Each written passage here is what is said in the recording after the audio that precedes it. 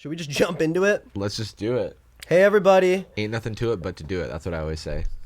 I've never heard you say that before. It's probably because it's the first time I've said it. I'm just trying to turn over a new leaf where I say that all the time. And I'm trying to turn over a new leaf by picking up this podcast again. What's that? Oh, picked up your podcast for you. Oh, thank you. Hope you enjoy it. Oh, no, he ate it? Question mark. Yes, and. Right, yeah, he ate it like corn on the cob. Yeah, That's what I saw, he ate his little podcast like a little corn on the cob. Yummy. You're the kernels. Yeah. Welcome. This is the first episode back, and you're the first guest back. It's an honor. To the church. Look at this thing behind us. This is wild. Why are the pews behind us? When I first started doing the podcast, like one of our background just like had all these pews behind it, and people were like, "Why would the PU? This place stinks." Get it? Okay. Yeah. No. That you think okay? No. And then they were like, "What did they say?" And then they said, pews. There's so many empty chairs behind us, but this could be you. This is our live recording, and you didn't show up to service. It's been so many Sundays, but you guys should still show up every Sunday just in case. Never forget that someone's here, because now you're missing out on this, and you have to watch it from home. Okay. You're missing out on me. Well, Jarvis. Welcome back. Thank you. I don't think I've been here before. Oh, I don't know. I gotta figure out a better way to start it. Welcome back. You've always been here. Yeah, so we're back on the podcast. I brought Jarvis here, and our plans are basically to just figure out what this is gonna be, you know? Yeah, we're gonna figure it out. We're just gonna shoot the... Can we curse on this? Yeah. Is that against the Lord? Not Gormu. Okay, cool. I was gonna say we'll shoot the shit. We'll like workshop things a bit and figure out what hits. Some things may miss hard. Yeah, that's true. And those will get cut out. So everything you see here is what we consider a hit. Yeah, you're getting only the hits. It's like a greatest hits record for an artist that never released any other albums. Yeah, it's like, guys, this is it. This is it. We've actually made 10 separate albums over 10 years. And then we picked our best song from each one of those, and we're releasing that album. It's like, I think you're releasing your debut album. No, it's the greatest hits, actually. No, because we made the other albums. We made the other albums. People just can't hear the albums. That's how I always feel when you'll hear those articles, and it'll be like, Lil Wayne recorded 900 songs for his new album, and then he picks like 20 or whatever. They say that about so many artists. I know, and I'm like, what does the vault look like? It's like, and then they put out a shit album, and then suddenly you're like, okay, if you made that many songs. All the other songs were Poopity Scoop or whatever. Yeah, it's like, you made that many songs, and this is the crop you picked? Seriously. And then the demos come out, and they always end up being better. So I'm like... True. Speaking of Lil Wayne, I am in like a YouTube Shorts algorithm where I get a lot of Lil Wayne interview clips. And it is funny to me how often people will interview Lil Wayne and will address the fact that he like doesn't write his lyrics anymore. Yeah. There's this like famous sort of moment in his career where he took all of the rest of his like bars that he had written down and recorded like this thing called 10,000 Bars, I think it was called. And like it was the last time he wrote any lyrics. Oh. And then now everything is just kind of like, I guess he just like does it.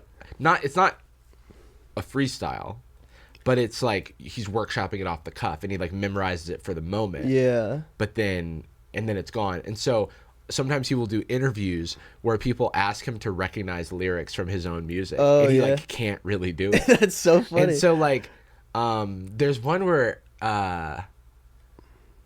there's one. Can I show you a clip? Yeah, show me a clip.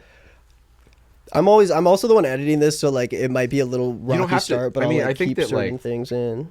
Part of the podcast business is the long form. You got to wait for Jarvis to grab his phone. You got to watch me sneeze. Hit it. Someone said that you've written... Oh, wait, no. Safe sex is great sex.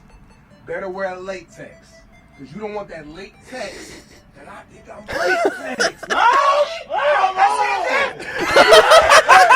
You said that! I don't know when I said it. Right. I said it. He was like excited that he wrote that joy bar. of like, dang, I said that. Yeah, I said that. That was awesome, dude. That line was dope. I hope that's me one day. I make so many great things. Yeah. And I save so many people that it's just like, they're like, remember when you rose that guy from the dead? What? Well, I feel like you might get some of that because whenever you take a break from a podcast that has its own inside jokes and then you forget those inside jokes, Yeah. and then everyone who is a new listener goes back and binges all of your stuff. Yeah. And then they're hitting you with some like old school shit and you like don't recognize it. That actually happened to me, but in a much closer context where like we were about to have this Christmas episode of the podcast before I moved and Right. my life became a disaster. And so we like, You do allude to that a lot. We should get into that. yeah, maybe we get into that. This is a good first episode to talk about. I've just got this like such an I like sat here and I'm just like, everyone's gonna be so annoyed if this water bottle. It's like the one thing that like stands out. That and the fact that I might be partly translucent, but we'll see. You know, Fix you it can in do a post. little. I won't move very much, so you can mask it easily. Yeah, I'll mask like a little triangle Yeah, around. mask my triangle and mask my little wrists. So try to keep them there. Don't move the wrists.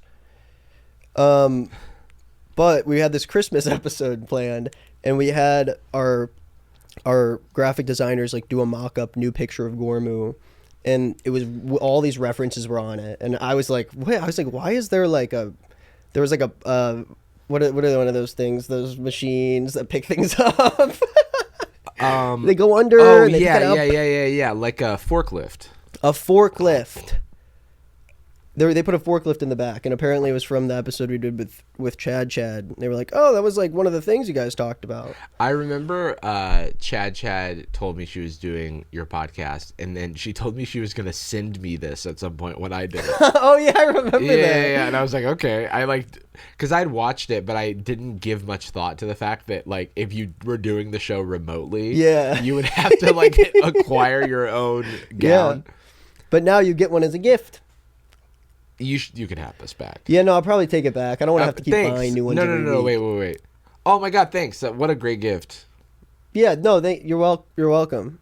I don't know how to edit out things very well, so that might stay in. That's okay. Sometimes I'm like, yep, I know how I can navigate this. That one, I think I was doing it like, even if it stays in, it's our little secret. it's our little podcast secret. We got to start podcast inside jokes now. Oh yeah, we got to start some new ones. All right. I feel like the way I've been talking about it is that like you're like the permanent co-host. It's like you really gotta help. We're gonna flesh out the show together. Yeah, you and I, we're gonna figure it out. I mean, I'm down to come back. Whenever you need me. Yeah, I only have like 5 friends, so I'm probably just gonna You gotta cycle through them. Yeah, every month just expect something. Right. You know, expect an invitation. Expect something. I won't tell you what. Well, I'm trying to do like a guest episode and then a just me episode. Oh. So I got to figure out the just me You're gonna be on your Curtis Connor shit. Yeah, which scares me too much. I don't know because- how he does it. Yeah, I know. I remember like I used to watch it and I was like I could never do one. Yeah. On my own. It's impressive. I mean, we talked about it when he did our show, and I was just like, "How you do that?" And he's just like, "I don't know." And I was like, "Damn, that's crazy." So that scares me because I'm like I might do more confession. I don't really know. I haven't figured it out. Yeah. But for now, we just talk and we do hang just out. talk. And then once enough time has passed, we're gonna listen to everyone's sins and we're gonna forgive them. Ooh. Well, that's some cool. people's. We'll Oh, see okay, how bad they decide are. how bad they are. Yeah, we get to decide how many like Hail Gormus they might have to do. Ooh, okay. Is that really the only thing that like they can do to repent, or is there like community service? Usually, when Ryan and I miss talking about. I miss him being in this chair next to me. Well, he was in Australia, so we weren't next to each other, but down. You like that? I pointed to the sky, and then I pointed down because he's down under. He's down under. He's down under. Yeah, but who knows? Who knows what the format is? Once we get closer, then we'll figure it out. This is a great podcast. It's like an gotta remind affirmation. people. You've got to just let people know. Yeah, please everyone comment below.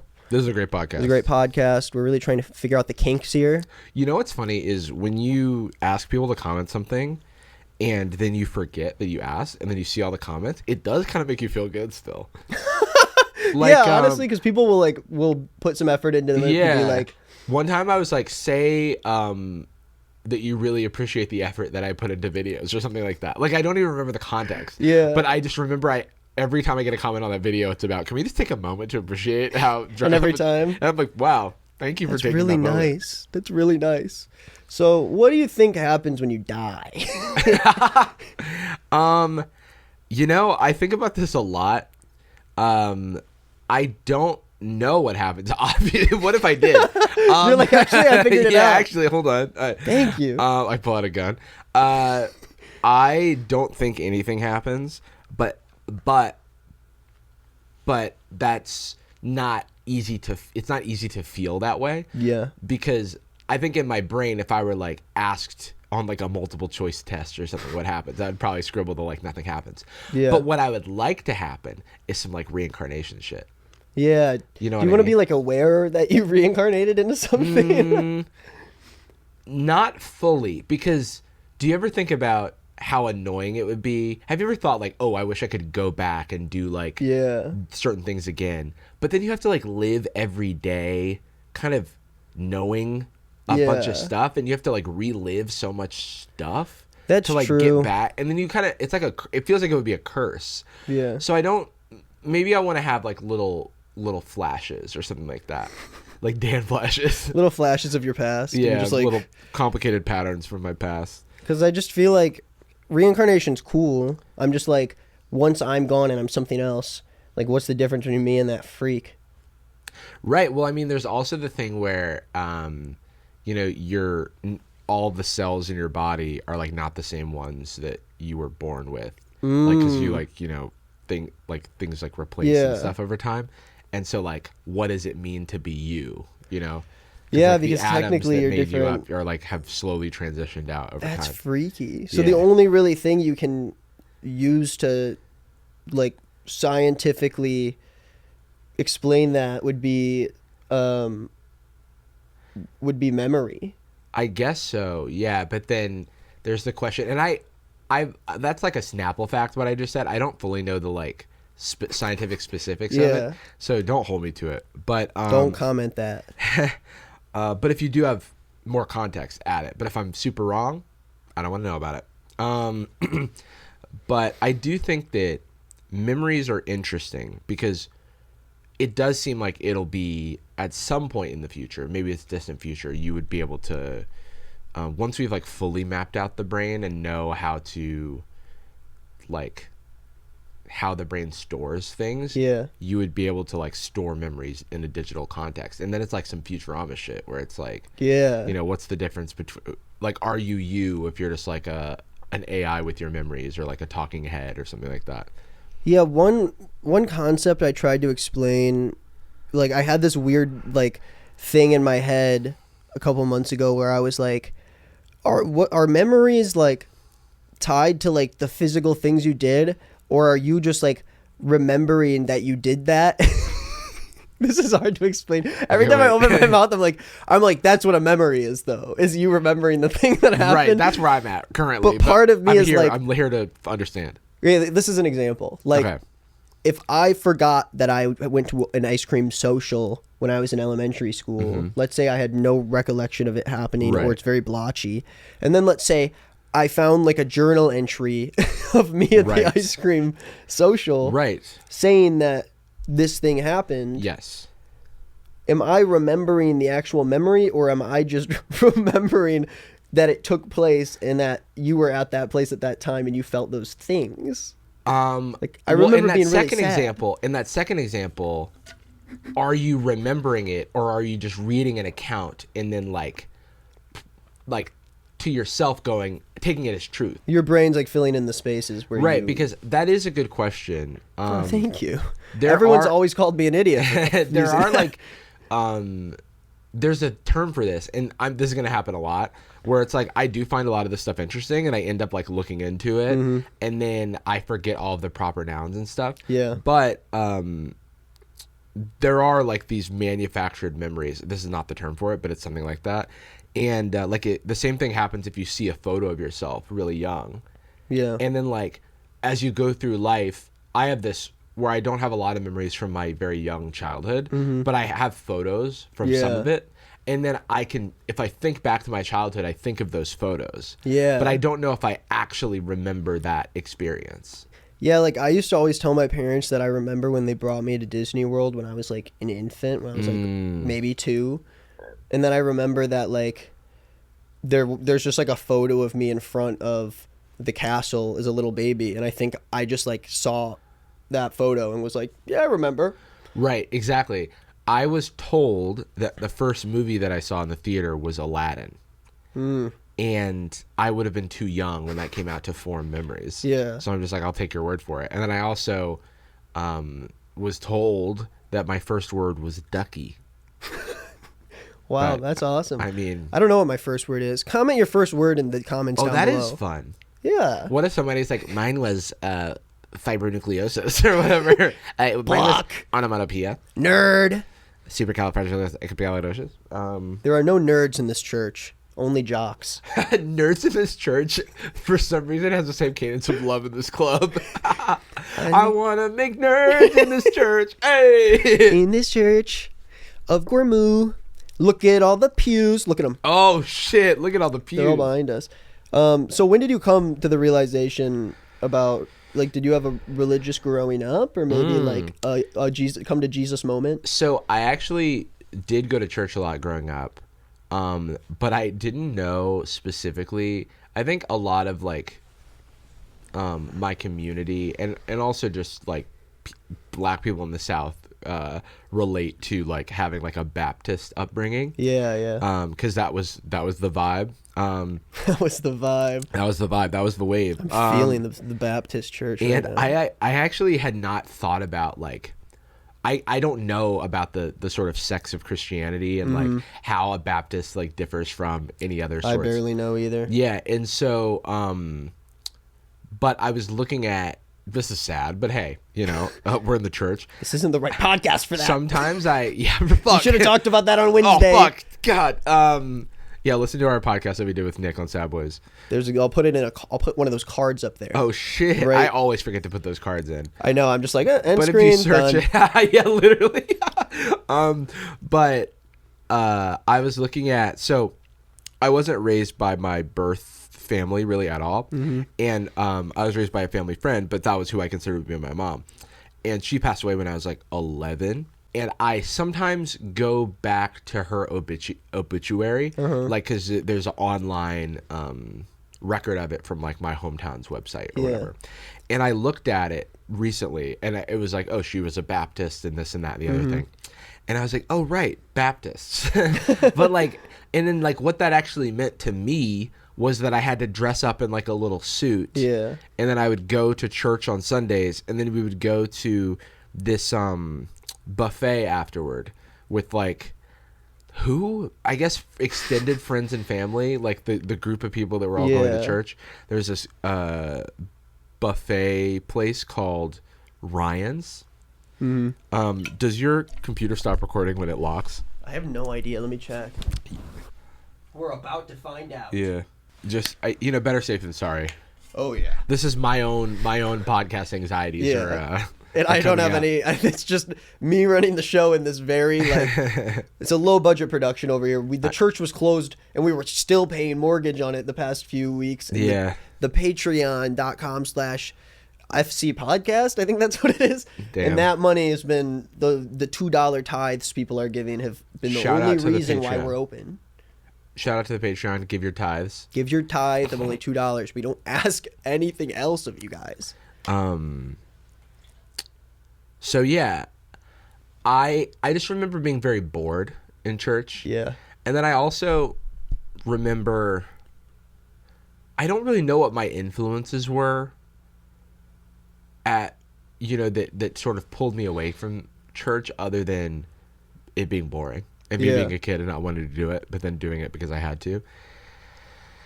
But I do remember I also would go to church with one of my neighbors who was like my best friend growing up. And so like, and I do believe it was a different church. And we would like hang out a lot at the church, because there's all kinds of activities and like kids playing around. Like, and so like there was definitely some of that as well. But by the time after my mom passed, I like never really went to church again. Everything was kind of very fractured. Yeah. And I was just family wise. And then I was kind of like not really a believer, at a certain point, and I don't know why, but it was just more like, I'm okay. Like, I think I'm okay dying. I'm okay if nothing happens after I die. And I'm okay if I'm wrong and there's a hell and I'm going to it. You know what I mean? I kind of am just, I'm so anxious about, this is going to sound weird. I'm so anxious sometimes about the actual real world that I'm living in currently that I like am not afraid of death because I feel like I will get to rest. Like I've been so stressed out before. Like I remember one time, this is weird. Like as I have no, you know, like trigger warning or whatever, but I have no sort of issues with self-harm or no history of that. I don't like have those sorts of thoughts. Yeah. But there's a different type of thought that I have, which is like, and I, you know, I look both ways before crossing the street. I don't do reckless things in my life. If anything, I'm scared of heights, all these things that are normal, but there's this thing, this existential threat that I don't fear, where like, I was in a plane on the way to interview for a job, and I remembered there being a bunch of turbulence on the plane. Yeah. And I was like studying for the job interview, and I was like, well, at least I won't have to do the job interview if I die. And that's really what's stressing me out right now. Not my vitality, but this job interview that's really just like not the biggest priority in the world, but for whatever reason, it's like how my anxieties manifest. So I do find that funny. I think it's all, the other thing about death for me is that I was faced with death at such an early age. And so just death of a lot of close family members of mine, and 3 close family members of mine. And there's something about when you experience that at a young age that you're like a little bit, not jaded, but like I always got told by adults that like, oh, you have to grow up so fast. You had to grow up so fast. That's like what all the adults would tell me. And I'm like, well, I didn't really have a choice. But I do think one of the side effects of that is I have a strange relationship with death. And I think how it manifests for me is I'm afraid of losing those around me right now. Because some of the people closest to me I have lost. Yeah. So I'm like, well, they were great and they're gone. So it's like, if that happened to me too, it's like it happens to the best people I know. Yeah. You know, so it's like. It's interesting because that's like kind of the opposite of where I come from, where like I've never experienced close death to me at all. Right. And I'm like the most I feel the existential threat. I remember your video about it. Yeah. And I did that video in like probably close to a year ago. Where did I put this goddamn water bottle? Where did I put this video? Bring out the iPad. The Jimmy Fallon. Like, Someone wheels it out. Bring it out here. The TV screen goes in front of the Jordan's like just pushing a cart. But I never experienced it closely to me. And I made that one video like a year ago. And since then, I've had a very interesting like journey with it where I put the video out, felt very like a lot of people related to me and a lot of people enjoyed hearing my It's a vulnerable story. thing to do. So it's like very cool that you like put that out there for the world to like comment on. Yeah, it was a recommendation from my therapist. Oh, that's cool. She was like, do you think maybe? And like, she kind of asked me to do that like recently, but I'm more just like, I don't know. That specific thing made me feel better, but the other anxieties I have. Sure. Like, I remember at the time I felt a lot better. I felt like this big weight was lifted off my shoulders. And then throughout the year, then until now, I've had a very weird relationship with mental illness and medication switching and all this stuff. And so I've had many like lengths of time where I'm like terrified about it, where I can't even go about my day, which is like a big thing that happened when I moved to LA. Yeah.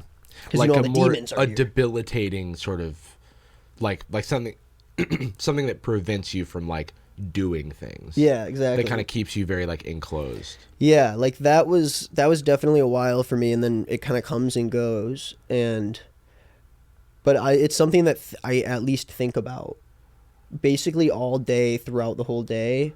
And since that video, sadly, something that you think about, like, what is this, death or just death in general, and the idea of life passing through me and time going, like, it's really hard for me to like talk, like listen to music that I listen to at a certain period in my life, like music I listened to in college. Oh yeah, yeah, and like because that's memory too. Yeah. Like a form of it, you know, because it's like it literally like puts you like if I listen to certain albums, I'm at West Side Park in Gainesville, Florida, and my high school girlfriend just broke up with me. Yeah, there's there's this James Blake album that like when I listen to it, like it immediately takes me to like my bedroom in my sophomore year, like college apartment, and I'll have certain songs that just like immediately I think of that thing, and it's weird with music like more than anything else, right? The way that it can like derive like take memories from your brain and make them feel smell is another big one, but it's hard to you don't place it the same way. Well, I would say that it is in practice. If you listen to a song, it's exactly the same song, and it could sound better than it even did when you were a kid. But smells, it's like hard to find a nostalgic smell. A quick aside is that one of my nostalgic smells is like sort of in my early childhood, we would me and my mom. So my mom, before she passed, she had a disability. She had cerebral palsy, and so she had issues walking unassisted for long periods of time. So like in the house, she would be able to walk around fine because she'd be able to sit, you know, without going too far. But then if we were going out like to Disney, like I think one time we went to Disney when I was super young, we like had a wheelchair, or then, you know, she had like walkers and stuff like that. But she couldn't drive. And so we would take the Greyhound bus like to like Clearwater, Florida to like visit her sister. Or one time that's where I was born. Clearwater, Florida. I was born in Clearwater. Damn. That's a connection. I feel like we do have some connections like that. We might have talked about it before, but I don't remember. And then also we went on like a 3-day Greyhound bus trip to California. Wow. So it's just like driving That's across insane. the country. Yeah, and we were visiting family out here. I think it was LA actually. Yeah. But I just don't. It's one of those things where I vaguely have some memories, and there's maybe a photograph or two that I can place, but I don't actually know what happened at that time. The reason I bring up the Greyhound bus is that you have a lot of pit stops. Like you have a lot of like, and a lot of times at the time, this is 20 years ago. Yeah. They would stop at like fast food joints, and Burger King was like one of the places that we would stop at a lot. And the smell of Burger King still to this day reminds me. So I was in Barcelona, Spain, walking in like the old city of Barcelona, like a few years ago. And I said out loud, it smells like a Burger King. And then somebody was like, that's crazy that you said that. And then I was like, yeah, it's funny. Like, it just has such a specific smell. Yeah. And then we get a little bit like closer to the smell, and there's a fucking Burger King there. And we were just like close to the exhaust, you know, like from the that's building. Insane. And I was like, that's wild. Because we're also in a different country, but you know, it's like they ship all the stuff around, and it's like the same stuff vaguely. That's wild. But I was like, Burger King is one of those things I have smell memory for, and the inside of a comic book shop. I don't know what it is that makes comic book shops smell like that, but it is such a specific smell. Because I used to go when I was really young. I used to play in a lot of like Yu-Gi-Oh tournaments and stuff like that. And yeah. Anyway, my smell that I just thought of was like, have you ever been to a Lifetime Fitness? No. It's just like this gym where my parents would drop us off. They have like a daycare center there, and then you work out or whatever. And for some reason, that smell is the first one I think of when I just think of smells. But one time I was on a plane, and I got like a whiff. Sometimes you just walk past someone and they have like the same perfume as someone from like 10 years ago. Right. And you're like, whoa, I just got hit with that's like my mom. Yeah. You look back. Mom. She's like younger. Yeah, really like that. The you're smell in like a one's flashback weird. from a movie or something. Yeah. Yeah, it's like Winter Soldier. I'm like, you're like hallucinating. I like wake up. But yeah, where was I going with that? You were saying that your smell memory, Lifetime Fitness. Yeah, and one time I was on a plane and I got a whiff of something that I recognized, but I couldn't place it. Ooh. And so I just kept the whole flight. I was just sniffing, and I realized it was like the lady next to me, but I still couldn't place the smell. So I was like leaning. I was like sitting in the middle seat, and I was like like trying to That's funny. You're get a trying whiff. to get a whiff. Because it was one of those things where you're just like on the tip of your tongue, Right. and I was like, The if I tip of get your one more, nose. yeah, like if I get one more, Mike can just sniff- get a little closer of a whiff. Yeah. Excuse me, ma'am. Can I? Yeah. Can I Close just, your eyes. I just need to get a whiff here. Yeah, but see, I don't know if I'm the other way around about like the plane stuff. Honestly, like the turbulence doesn't.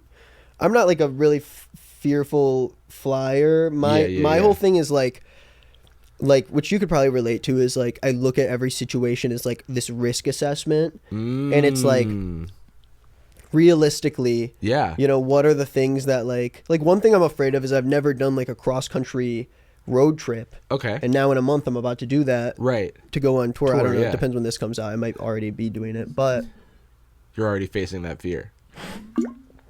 part of me is like every day we're on the road is a higher percentage that our car's going to go off the cliff and we're going to die during it. Sure. Because it's like the more I drive and the more I do this and that, like Right.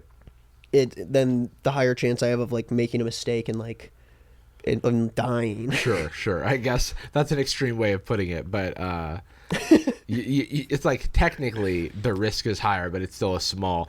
It's like people have like skydove 1,000 times. Yeah. You know what I mean? And like their risk of something bad happens is 1,000. Like technically, that's the thing is that's not how probability works. It's because like you.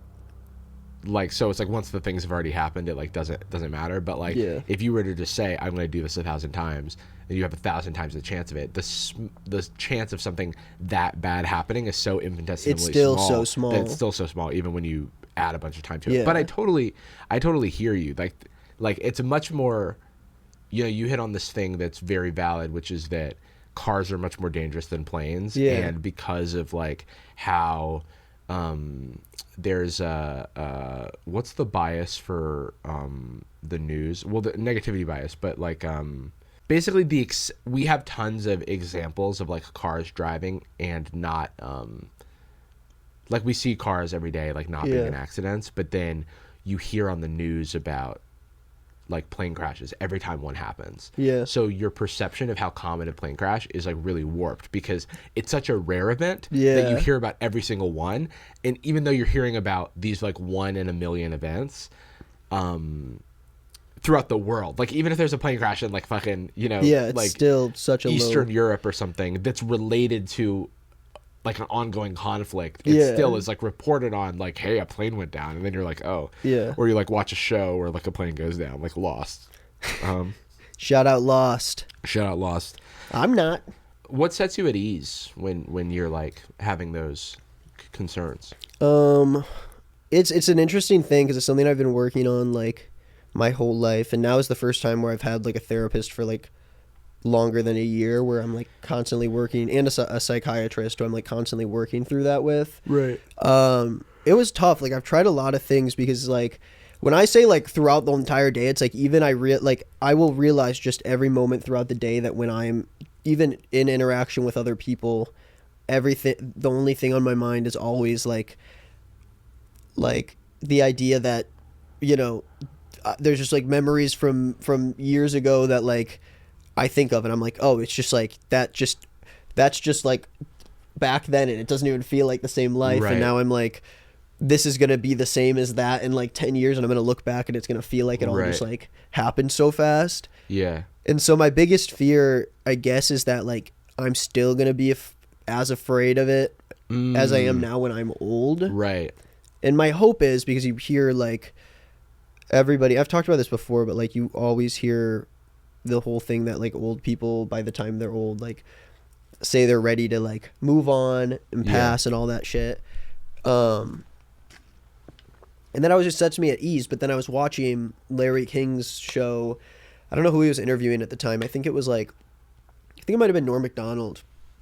And they were like talking about getting older and death. And he like, Larry King's the only old guy I've ever heard. Like still, he was like, yeah, I'm still like, I'm afraid of it. Like, I don't know, like I can't figure out how to not be like freaked out about it or whatever, which is like the worst thing for me to hear because he's like the oldest man in the world, or was. Right. Oh.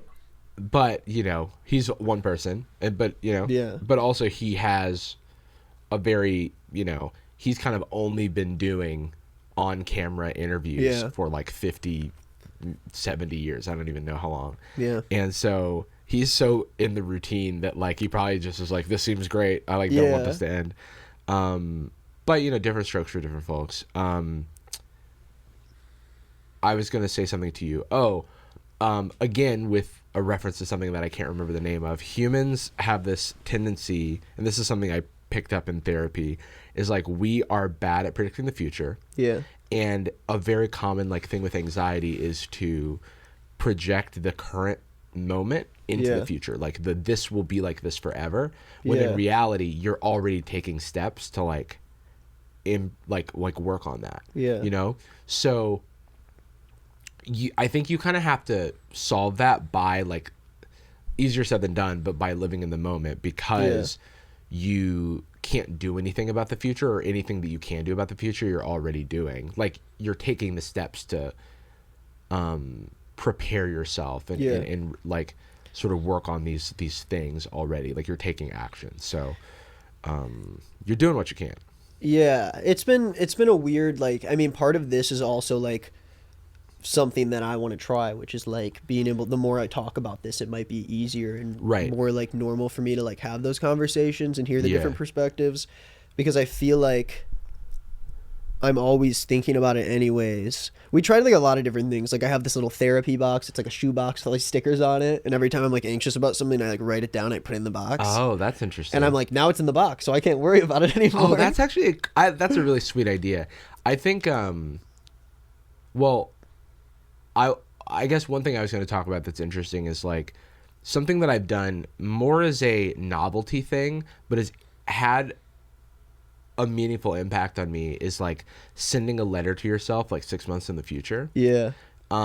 Because if you say like, hey, like at least the way I've done it is like I'm talking about what I'm currently struggling with and what feels very, very real to me right now. That's so interesting, actually. Yeah, and then when you get it back 6 months later, at least in my experience, I can't relate. Like I can see, you know, I remember, right? Yeah. But I cannot relate to the relationship that I'm having with the world at that time. Yeah. And it really does help me go, oh, you know, things do change, things do improve, and things can get better. Mm-hmm. Even if there's things I'm worried about right now, in some future time, I won't have the same, you know, feeling about them, much in the way of like breakups, you know, like in the moment when they happen, it's like, this is the worst thing. I mean, depending, but it could be like, this is the worst thing. This is like wrecking me. Yeah. And then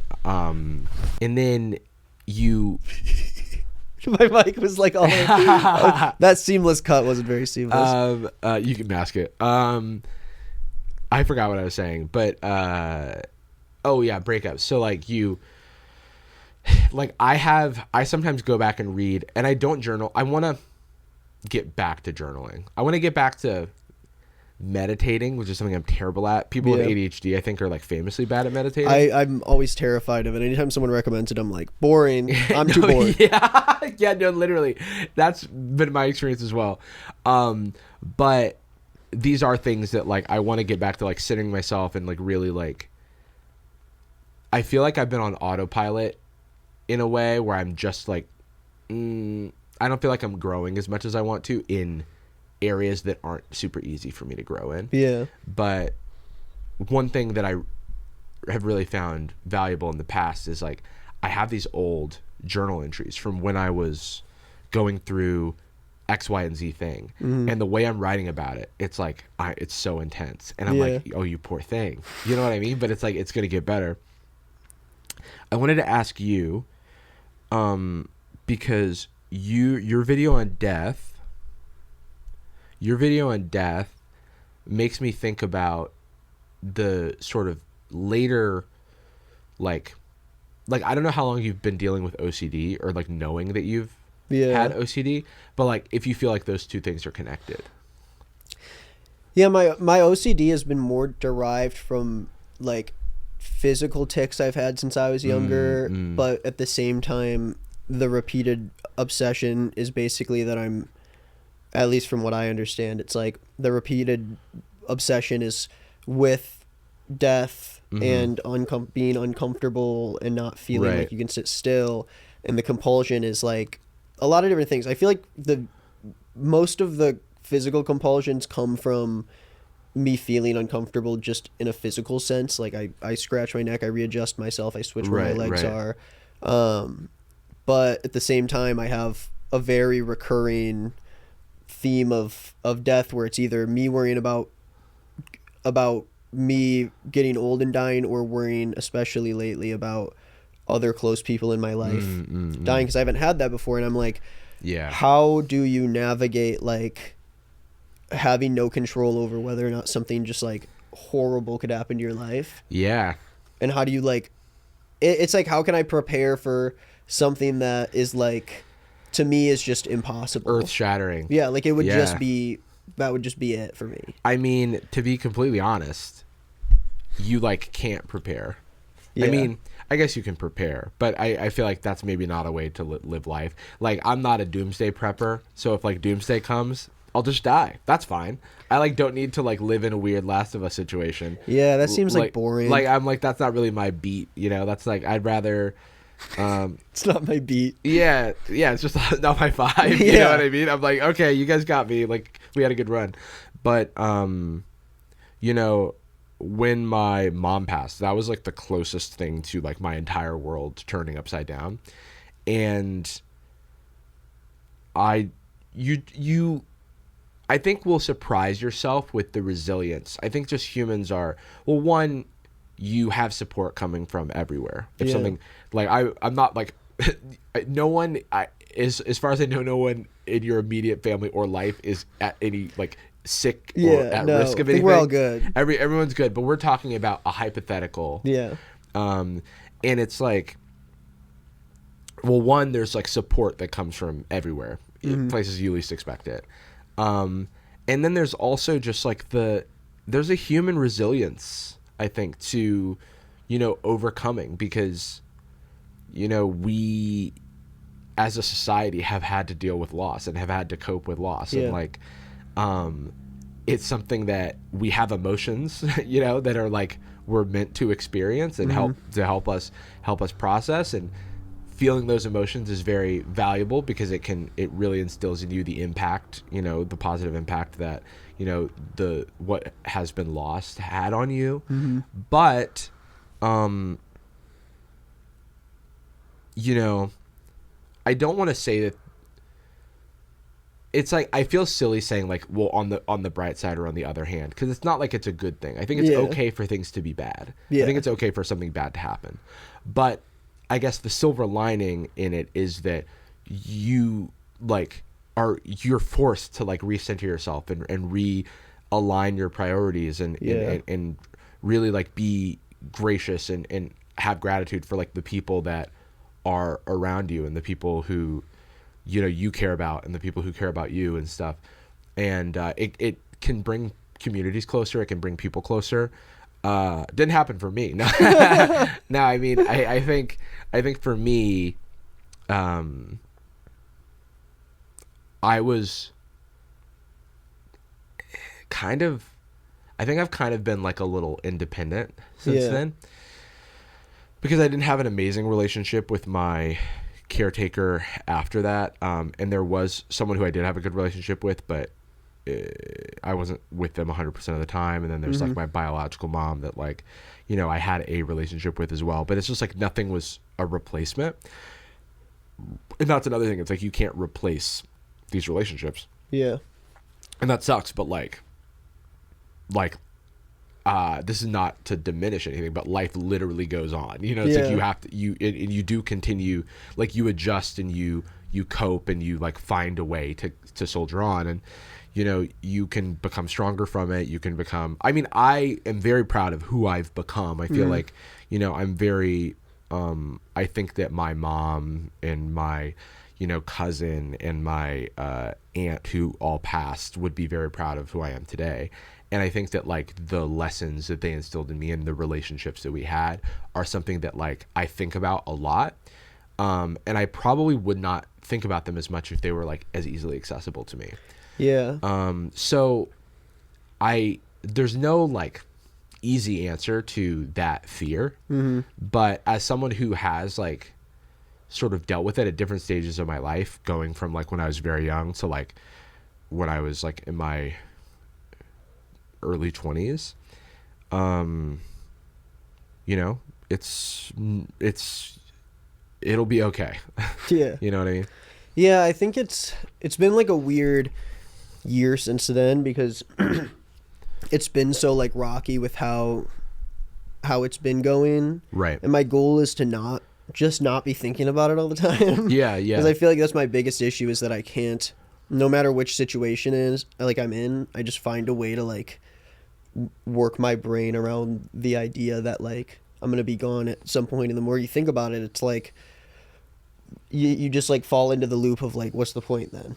Because you try to break it down to like its most simple thing, which is you're here and then you're not, and you're not gonna remember that stuff. Sure. And that's the main thing that freaks me out, is that I'm just gone. Yeah. And like there's nothing after it. Right. And I guess the journey since then has mostly been like figuring out like what I actually believe versus like what I'm afraid to believe. Because there were a lot of things that, like, one of the big things is, I would say in last year's video, that I was an agnostic. You could make a whole compilation out of this video of me reaching to one side of the chair to figure out where my water bottle is, and then every time I keep getting it wrong. It's just gonna be like me constantly being like, is it over there?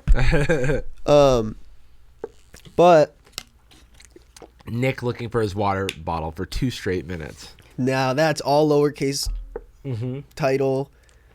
And it's by He Said What? He said what? What did he say? I don't know. But what am I talking about? You're talking about In the past year, agnosticism is the right word? agnostic. Yeah, I don't know. But last year I would say that I'm like a hopeful agnostic, which is what Rhett and Link are. That's is that what they said? That's what Rhett coined That's what that Rhett term. coined, yeah. And that was kind of like, while I was on my journey towards figuring that out in college, that was like a big like turning point for me, like kind of taking a step back and seeing like what I actually believe versus what I'm afraid to like believe. And I think in the past year there was like a breaking point back in like November, December, where I kind of hit the wall, where I was like, I was telling myself for so long that I was an agnostic just so I could feel better with like the chance or the idea that something would be there. But in the past, like I think a few months ago is when I realized like deep down that like I just don't believe in, like, my honest like belief is that like we're just a bunch of animals on the earth, and we live and we die. We're just like a bag of chemicals and we're just going through the cycle, and realizing that was my true belief, at least became the true belief over the last few months, that like I'm not really wondering anymore. I'm hoping, of course, right, because it's always going to be like a big fear in my life. But like finally saying out loud that like I don't believe that was a very freaky moment, and I feel like since then my mind has, I don't know, there's times where I feel a very like physical like cloud, not even cloud, like I think in its worst, I kind of had this thing where like everywhere I walked, I felt like I had this massive like black void above me, right, that is basically like, the movie Nope, the alien. It's like you don't want to like address it face first or whatever, and so I spend my whole day like avoiding it, looking at other things, because I know if I put all my focus into that thing, then it's all I can think about, and it takes me over. Right. That's a big journey. I mean, congrats on you for like, continuing to check in with yourself and like make the progress and like what you think and believe and stuff. I do want to say that like I think that regardless of what you believe, and I think you're the same way, like I would never want to sort of poo-poo someone's faith. Because I have personally, growing up with like all of my family's religious, you know what I mean? And growing up with that and seeing the benefit that it can have on people's lives. I think we talk a lot about the negatives, and I think that's important to talk about. I mean, again, I'm not religious. But I think that the community and all of these other positive aspects and the ways that those have affected very important people to me, I want to respect that. And I know that like so like the Reddit atheists, you know, where it's like actually nothing happens and you're dumb, and blah, blah. It's like it kind of misses the point for me, misses the mark, because I think, you know, we all have a lot, like there's just so much going on in the world, and making sense of it is a part of like the human condition and the human experience.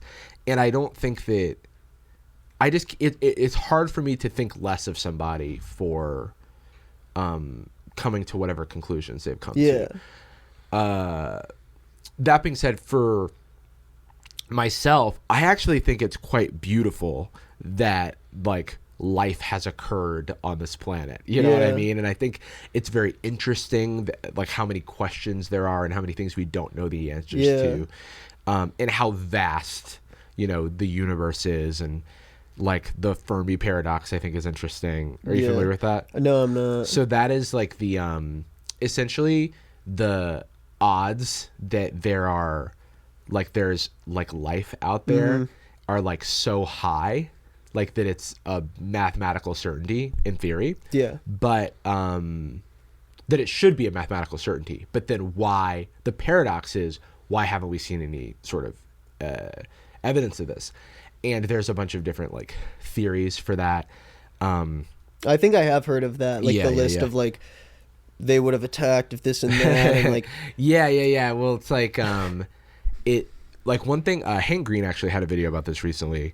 One like very hopeful note that I think a cool, you know, maybe it's not the answer, but I think it's a cool thing to like savor on, to suckle on a little bit as an idea. Is suckle on this answer back home. Suckle on this idea. So the idea is that part of the thing with like extraterrestrial life is that we understand organisms to grow, to maximize their growth. You know what I mean? Like the example that Hank uses is like, if trees could cover the entire world and the world could just be trees, they would do that because that is their prerogative as a species. And it's the same for every animal. Like every animal just wants to like propagate. And that's like kind of like evolutionarily like how we've got to this point, and the way that things like coexist is all in service of this like greater goal. And so like all the life around us, and much in the way that like humans have kind of done that, you know, it's like we've terraformed everything. You know, it's like we've kind of allowed for the human population growth to grow and grow and grow, you know, beyond, you know, what it could have possibly been, like with factory farming and with all these other things that like the Industrial Revolution, I think, is where like the cause a huge human population growth. I think I don't remember. But I think it might have been. But yeah, so but anyway, like you can see that humans also want to propagate and continue to grow, but we have advanced to a point where we are now starting to think about whether or not we should continue, and we're starting to think about how we coexist with everything else. And if we could have gotten to that point, one example of why some other species may not have sort of tried to extract our resources and do the same thing is that they could be advanced beyond that point and kind of know that that's not something that they need to pursue. Which I think is a cool, interesting thought. Like, because it's like, if instead of instead of humanity like killing each other, which is a perfectly reasonable possibility or whatever in the future, finding sort of a grander solution where we have our aspirations are not to just colonize everything, but instead to like kind of make to sort of like live in better harmony with the world. I think that's a cool idea. But humans aren't very far on that journey because we're still like, we're thinking about it, but it's not like we have so much momentum going in the extraction operation of like all of the world's resources. That's really interesting. I feel like I don't know, I do find like a lot of that stuff super interesting. I mean, just the other day I just like had the thought of like, whoa, we're gonna die like not having the answers to like so many of these Yeah. things, and it sucks knowing that like there is so much out there, yet there's not enough time for us to get to the Right. point where like we get to Yeah. check it out. Yeah, it's cool. I think about like what happens to consciousness, because the concept of it turning off is as a conscious being, it's impossible to fathom the idea of it like not happening. I think that's what like messes me up the most. Yeah. Is that idea of like trying to imagine. It's like the same as trying to imagine like what the universe is expanding into. Right. Where it breaks your brain. Or like, or I mean, like scientists have, there is a way to do this, but if you ask the average human to think about a 4D object, they're like, sorry, I don't fucking know. But I also think that that's interesting, because you could look at like, it's basically like there's this thought experiment where you like look at how something is projected into a 3D space, or excuse me, into a 2D space. So you'll see like a circle, but that circle could actually be the outline of, or like the imprint of a 3D object, and that's the only way that it like makes its way into a 2D space. So like then you expand that to 4D, and it's like impossible to think about. Kind of like how a shadow is can be like a 2D projection of like a 3D object.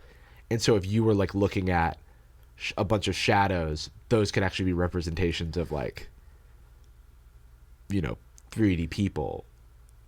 So it's like so hard to explain. So then 3D people and 3D objects. It could be like a shadow of like something like a higher dimension. I feel like I got Neil deGrasse Tyson on my show. Yeah.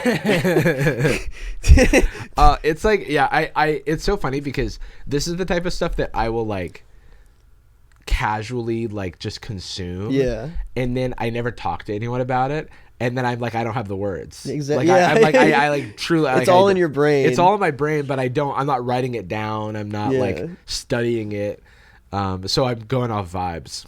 Pure vibes as Pure we vibes. exist. But yeah, again, like you said, I mean, I say this like every time I talk about religion, but like, it's the same with everything, like where I might not believe in Christianity, but I have so many people in my life who do. And I especially can't knock it because I literally like was a Christian. So it's like, how can I be like, how do you believe in that stuff? While I was the guy who believed in that stuff. Right. I'm gonna hit it again. Freaking get up. Get up and unlock that shit. Yeah, guys, if anyone wants to do volunteer work for the church, you can come be a producer. All you have to do is make sure my laptop doesn't go to sleep. That's actually like, you got like a guy in like a suit who just like, excuse me, sir, and then he just taps it and goes back to his corner. Keeps shaking the touchpad. Do you remember at the Streamies, those lampshade people? Yeah, there were two. Was it two? Were there multiple? Well, there were like, they were all over the place. There were two outside, but I think there were two outside. Yeah, and they were scantily clad women. Yeah, they were like in like, it was almost like a not burlesque. I was gonna say burlesque, but then I was like, no, but can I say baroque? Like the like era of it is like not. It's not like it wasn't super. What's the word? It's like when you have sequins coming off. Yeah, lots of like it was like very fancy and old timey, flowy, like but then also had like giant lampshades on their head, and then they had massive lampshades and could not see. They could not see. They don't talk to you. They don't talk to you. They don't serve you. They were like they were being paid to be NPCs, basically. Like they literally had to just like wander around the party. They were just they were truly objectified women. Like they were turned into an object. Yeah, that was like the most. That was like textbook definition. Yeah. Like you were a lamp. They were like, they literally had guys who would like take their arms. They had and walk handlers them who had around. to take them around because they couldn't see through the lampshade. Maybe that's a thing with the entertainment at that party, because they also had the what are those people called? The like, God damn it, dude, where is it? Okay, did I get roll under my chair? I feel like I'm going insane. Maybe it did roll under your chair. Did I throw it across the room? There's not that. You know, if anybody in the church wants to come find Nick's water bottle. I also need to volunteer one guy to do the trackpad and the other person where every time I need my water, they just You point. have a 1,000 people in here for one specific task. And I'm like, I can handle everything else. I'm like still setting up everything on my own. Water bottle guy, stage left. Thank you very much. What should we? Is there anything else we want to talk about in terms of? Do you have any other big questions? I guess because we want to look at people's. We want to sins. see people's confessions. Yeah. By the way, guys, if we're gonna go into confessions, and you want to see us do more, I usually record just a tiny bit, like half an hour for the Patreon. Ooh. You could tell whether or not you are gonna be there or not, or you can say surprise, and then they can pay, and then maybe you're not there. I'll be there. Jarvis is gonna be here. We're gonna read a couple confessions and just lax a little bit, you know. Yeah. Get out of the cameras and get into Get out of the cameras. Get out. Well, we're gonna be filming, so. But we're gonna do a little part of the podcast where we don't record it. We just hang out as friends. Yeah. Wait, before we induct you into reading confessions, you actually are required to confess one of your own. Ooh. I forgot to tell you to think about it, but okay. You'll earn more respect the more the crazier the story is. Yeah, I'm trying to think. Gormu really likes when you confess. He likes when you have fucked up stuff to say. I want to. I mean, I recently told this story on Sabways, I think. But this is one of the. I mean, okay. Here's one. Here we go. I called. This is when I was like 18. I was in college, just like my freshman year, and I thought about this like every day for like a really long time. And I don't want to name the person because I feel like it's not that person. But one of my friends, who was a woman, I called her a bitch one time. And I felt so guilty. I felt so guilty. What was the context? The context, it was well, like, you obviously were like, you fucking bitch. No, it was more like you're being kind of a bitch. But in like a bro-y way, or how long ago it was this? like, I mean, I was 18. Oh, okay. Yeah. And I felt so guilty about it almost immediately. But I'm pretty sure, I thought in my head it like ruined my relationship with this person. I had apologized. I apologized so many times, and they were like, "Stop apologizing, you're fine." And I was like, "It's not fine," because it's like I've never done that before, like in my life before or since. And I don't know what like kind of drove me to that point on that day. There's no excuse for it. Yeah. But it was something that I was like, "Damn, I'm sorry." And now it's been over 10 years and you still think about it. I do. It does come up when I'm like, what was that about? Like, what was I thinking? You know what I mean? Like how, like, I just don't know. I don't even remember enough of the details in the situation before. I think we were at a dining hall. Wow. Yeah. And it was, I mean, I was like, damn. I think that was actually a really great. I can't believe you said that. No, I mean, it's like, I own up to it. You know what I mean? Like, and it's a thing I've owned up to for like a long time, but it's, yeah, I mean, I think people relate to like, you know, losing your temper and saying something that like you regret saying. Yeah. And it's just like not in I'm someone who, as you know, I'm very hard on myself, and I'm very like, I want to like act in accordance with like my morals, and I don't like being misunderstood about like where I stand on things and stuff. And this is a situation where I was just so squarely in the wrong, and I just can't like understand what happened to like lead to that point. But it was like but I was a teenager, you know. Mm-hmm. All right, guys, it's time for the big C. Pew, pew, pew, pew. It's time to confess. Confess your sins. We gathered some of your sin. That was for the title card. Can you give us a clean? Confess your sins. There we go. Nice. Dude. Yeah, just got it for free. Is that recording? Why is it blue? Because I shut the laptop just without thinking about it when I came back. Okay. And then I had to start the recording again. Got it. Okay. I'll read the first one, and we can sort of, you know, gauge whether or not these people are gonna go like to hell or not. Cool. Okay. I'd like to preface this by saying I'd prefer to remain anonymous. Okay. And this is coming from Tom Cruise. Yeah, it says her full name in there. In 4th grade, there was this kid everyone kind of bullied. He didn't really do anything to deserve it. He was just kind of goofy. That is truly like, if I ever have to talk to my kid about bullying, like it really is like not that personal. People just like, they just pick something and they just go off. Yeah, it's nothing you're doing wrong. Yeah. You just look like a dork. No one deserves to be bullied. You just had a weird vibe. No. Yeah. Yeah, if you were bullied, you just didn't. You just failed the vibe check. Yeah, every vibe check just made people so angry. Take a shot for every time we say vibe, or I say vibe specifically. I was goofy myself, and having only been at the school for a year, I was worried I'd endure the same treatment. So I decided to join the bandwagon. Oh, If no. you can't beat them, just join them. That is real, though, because Yeah. people want to fit in, and at that age, you want to fit in more than you can concern yourself with someone else's feelings, because you don't really have empathy at that point. All you see is this tunnel vision of like, I'm new here. All these people Yeah. probably are talking about me behind my back, so I need to Yeah. do what everyone's doing. 4th grade, so they were about 9. I bullied this kid pretty bad. Just wasn't one time either. Oh, no. Oh, no. It's almost like they're proud of it. These are real confessions, because, like, they're like, keep me anonymous. I just need to get this off my chest. Hey, Like you're talking to a dog. Hey. now stay. Quiet down.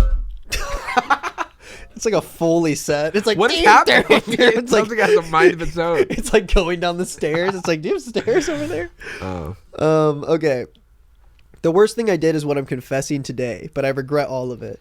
I somehow found out who his crush was and decided to embarrass him. I knew she always sat at this picnic table with her friends, so I wrote him a note with my left hand to disguise my handwriting, saying I was her. Kind of a genius, by the way, move. This is an evil 9-year-old. Yeah, to write with your other hand to throw him off the scent, as if they were going to be using handwriting analysis. They're gonna be like, was this really him? Hold on.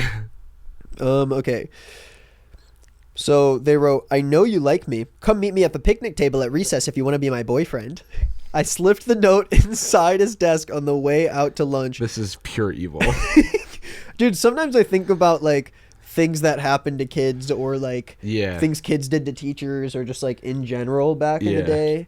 I was This like, is psychological trauma that this Yeah. poor kid is experiencing. I was a very sensitive kid in middle school. Like, it Yeah, didn't take a same. lot for me to cry. And this stuff would ruin my life. Yeah, I'm lucky that some of the worst things that happened to me were like people stealing my like Yu-Gi-Oh cards and stuff. Like Yeah, you didn't have anyone like catfishing trying to you like on the find out my blacktop. worst nightmare and like create a reality. Oh my god. They're doing like punked shit. So they put it in his desk. Well, it worked. He bought it completely. Walked up to her with a cheesy grin, just to be met with confusion, laughter, and then ridicule. God damn. That is rough.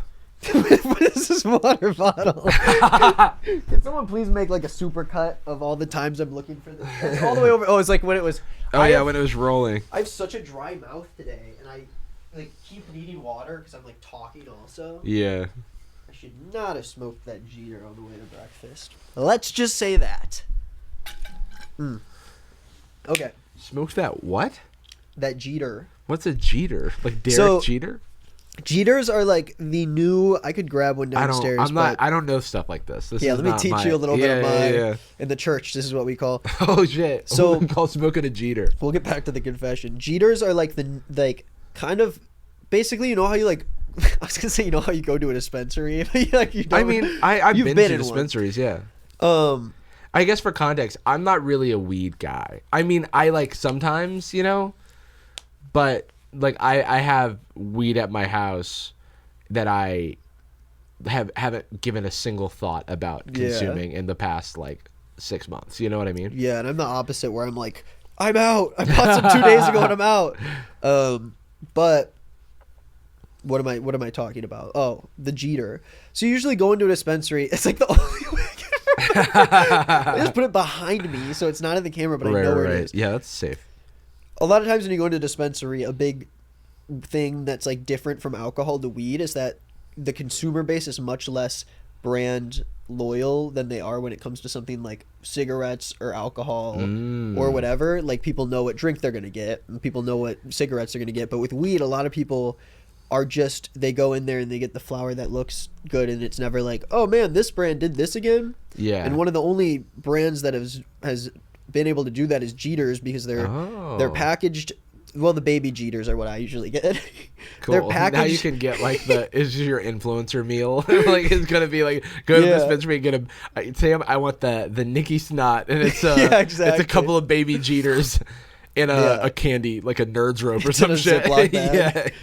Come and get it. It's the Bacardi B offset meal. Yeah, but I Jeters are one of the only people who do that because they have they're pre-rolls and they're in a little jar and they're covered in like terpenes and all this shit. So it's like there's like, and it's always like diamond crystal, blah blah blah. I think I have seen this. Yeah. And they really do make you It's feel like little like baby pickles or whatever, like a little jar. Except for it's like a little. I like to eat all the little joints. Yeah, the little baby pre-rolls. people like love those pre-rolls, and it is like it's not even made with good weed, but the packaging and the way it tastes and all the bullshit covering it is like it's like when you make some fucking vegetable a lot better by adding like a bunch of butter and oil. It's like marinating. Yeah, but it's like it's like Yummy. the food sucks. But then you wrap it in all this stuff, and then it's all sweet and savory. I don't know, savory. Kind of sounds good. I think I'm addicted now. Give me one of those Jeters. But Damn, the Dare program did not work. the other brand who is huge in that is Stizzy, which you I think I've heard of that one. Yeah, they do like the little sticks that have the pods kind of. And they just made a Jeter, like a Jeter killer, which is like it's like their Jeter, and it's like the same exact little can. It has the terpenes and everything, but it's the Stizzy brand. And so I've been going back and forth, but there's a little bit of like a little battle going on. Stizzy doesn't usually Coke do like versus flower Pepsi. stuff. Yeah, a little Coke versus Pepsi action. Yeah. Yeah. All right. Let me. Is that the end of the confession, or did they like Yeah. kill this kid also? It's not the end yet. They like murdered him in cold blood. I saw him starting to cry before he stormed off. I don't know why I thought that would be funny. I feel sick thinking about it now. I mean, it's easy to imagine a 9-year-old doing something. Oh, for sure. With such low empathy, because it's like because you just don't have it. Yeah. I mean, is that the end? No. Oh fuck. I mean, I think it might be the end, but Okay. like I'm getting to the conclusion, I guess. Okay. Because usually the conclusion gives me an idea of like how bad they feel, how much they want to change. Right. Well, it worked, blah, blah, blah. He started to cry. I'm a bad person. He might have pulled his pants all the way down to use the urinal, but he still didn't deserve that. They had to throw that in there. They're like, I feel so bad about They it. were like, he may have been a little freak. Yeah, he was an absolute like Loser. freakish imp, but I don't expect forgiveness, but I'll never forgive myself. I hope one day, by letting Gormu come deep inside my soul, his seed might wash over me, glazing my body and spirit in his glory. Wow, I miss all the Gormu jokes. Like That is funny. the Are Lord. people It's, normally? Is it normally like I want Gorby to come deep oh, inside yeah. me? Okay. It's absolutely. Yeah, I just kind of forgot that was a thing, and I was like, wow. Blah blah, glazing my body, coming inside. Well, praise be to Gormu, may he have mercy on me for my sinful heterosexual ways, and also the other many sins I have committed. Oh shit. So, basically, you sucked, but you were 9. Yeah. What was I gonna say about the forgiveness? Oh, I was gonna say, like, if you want us to read your confessions, you can email us at covenant. I'll do like a hard zoom in on me when you yawn. This was me yesterday, where I was like, I'm still like this today, where I'm just like so like. Oh yeah, we like pushed the podcast like so many hours because we were both like crashing. Yeah, and yeah, today I was just like, oh my god, I never want to get out of bed ever. Can you guys relate? And me at my relate? Oh, I don't want to get out of my bed and walk into my office so I can talk to my friend. Yeah. Tough. But yeah, if you want to email your confessions, we might read them on the show, and we might actually also read them in the Patreon episode after. You can pay $2, and I'm going to post a bunch of other bonus content there since I didn't want to shut down the page in the meantime. So I'll give you your $6 worth of content over the next few months. But yeah, what do you think? How awful do you think this person is? They were so young that I think it's a pass. Like they're gonna be okay. I do think it's good that they're reflecting on it because it just shows how much they've grown, and how much they've learned from it. They did allude to a lot of other sins that I can't speak on. Yeah, they're like, forgive me for that and all my other sins. Yeah, I'm like, I can't forgive you for all your other sins because I don't know as much about them. Yeah, that could be one of the tamer ones. Yeah, but for this one in particular, I think you're good. Yeah, I think I would forgive you. I do, props for coming clean on that because that's wild what you did to this child. Sometimes people tell me stories that like where I'm just like, wow, if that happened to me, I would never tell anybody about it. Like, I Yeah. would never no one would ever know that Right. that and happened. and no one will because it was, anonymous. Exactly. Though Except that one kid is going to be listening. he's like, oh, I pulled my pants all the way down using the Yeah. urinal. He's like a $100 patron. Yeah, he's so excited. He's like, this podcast, I can't keep listening. It's a long story. Here, you want to read this one? Yeah. It's a shorty. This one says, I must confess. One time, my little sister pushed my cat off a wall made of Mega Blocks. So the cat was like walking up on a big Mega Block wall, like a construction. Are Mega Blocks like They're like big old Legos. like foam? No, like hard plastic. Oh. Yeah. And the cat was on a wall of them?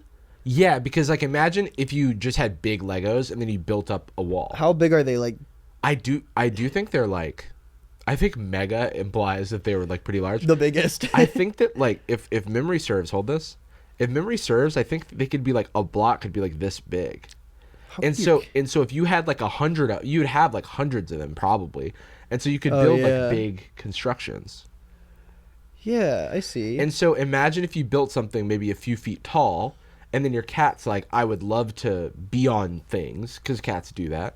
And then the sister did a little animal cruelty and pushed the cat off.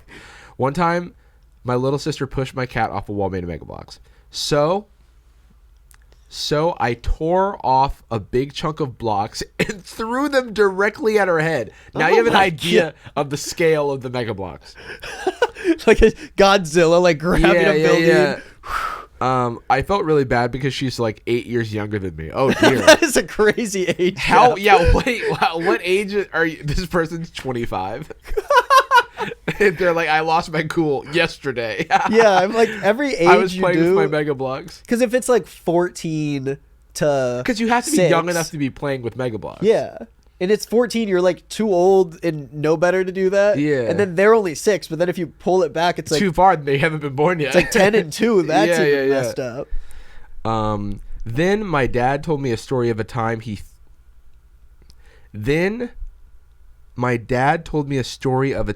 threw a hammer at a guy's head as some sort of attempt to console me.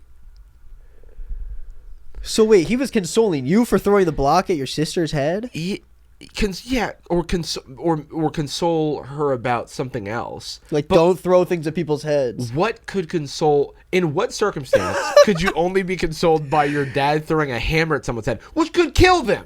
Easy, yeah. I Yeah. mean, maybe the dad was like, listen, like, doing this is wrong. Like, one time I threw a hammer at a guy's head, and I could have killed him, and I regret it. So you should not do that either. Oh, I think you're right. I think that's what this is. It was like him being like, I got off drugs years ago. You don't want to live that life. Yeah, he's saying it could be worse.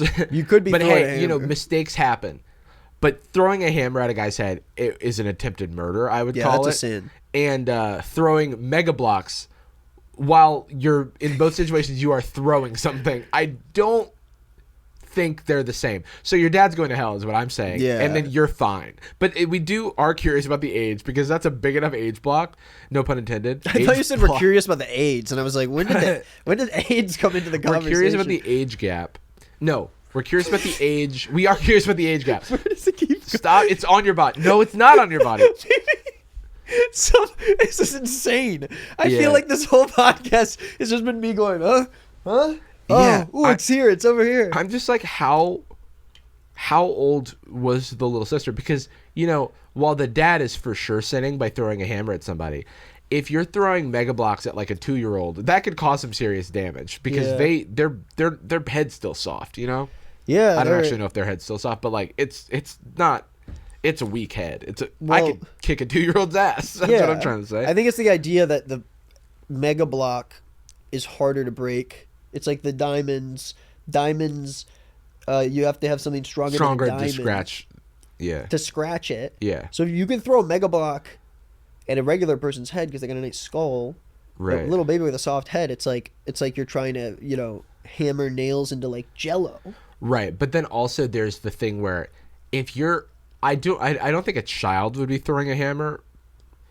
I do think we need to know how old the dad was when he threw this hammer, because maybe there's an age where it's like it was a toy hammer and he was 5 and it was at an old man or something. But that sounds like an attempted crime. That sounds like a crime. That doesn't seem right. And the other thing does sound kind of messed up, but as long as you were young, then I think it's going to be okay. But you really skimped on the details here, because this ends, anyway, sorry for my sins, praise Gormu. And I think that you could have given us a little more context. Yeah, the last person was like, I hope Gormu puts his seed inside of me and all this stuff. This person's like, you fill in the rest. Yeah, I almost killed my sister. Anyway, praise Gormu. Oh, and my dad almost killed someone as well. Yeah, this one could have been a lot longer. It's like so short for how crazy it was.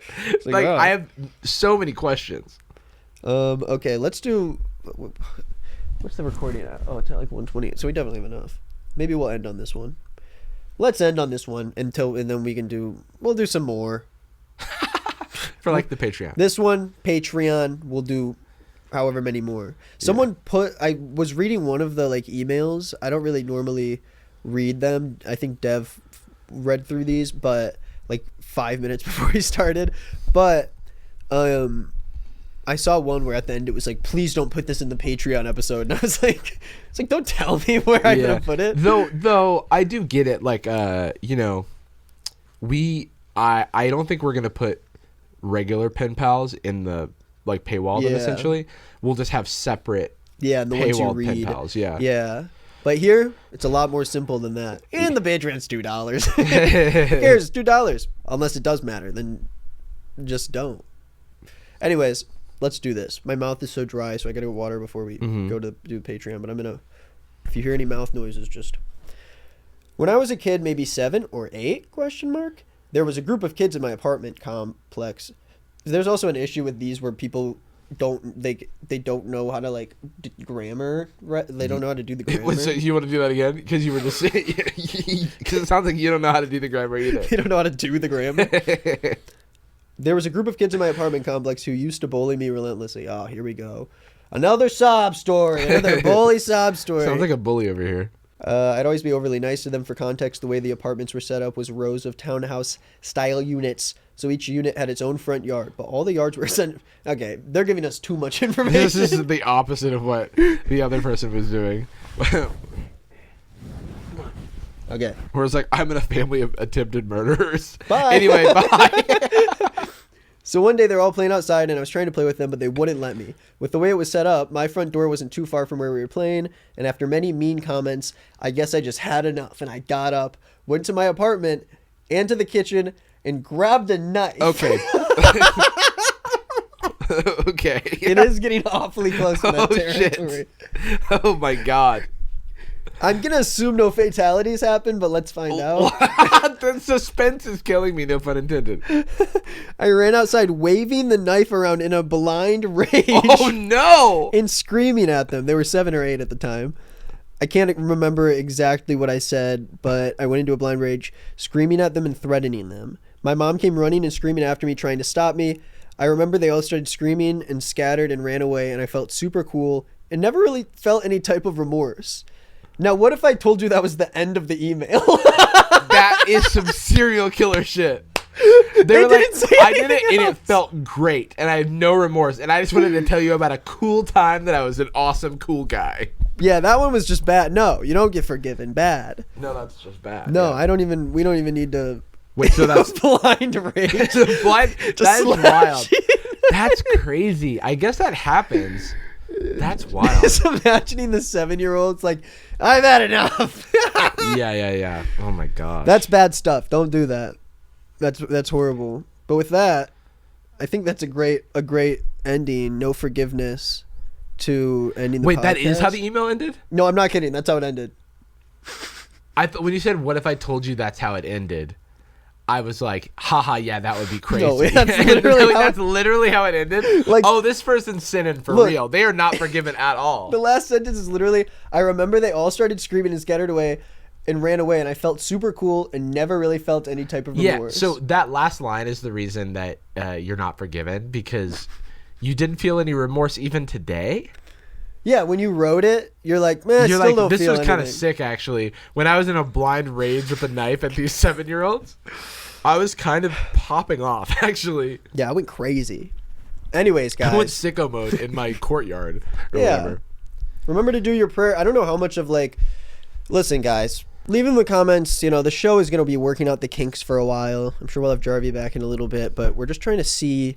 We're building the foundation of a wider church, and having you now enter into the segregation opens up for a lot more people to come in. The what? The set. Dude, what was I trying to say? Congregation. The congregation.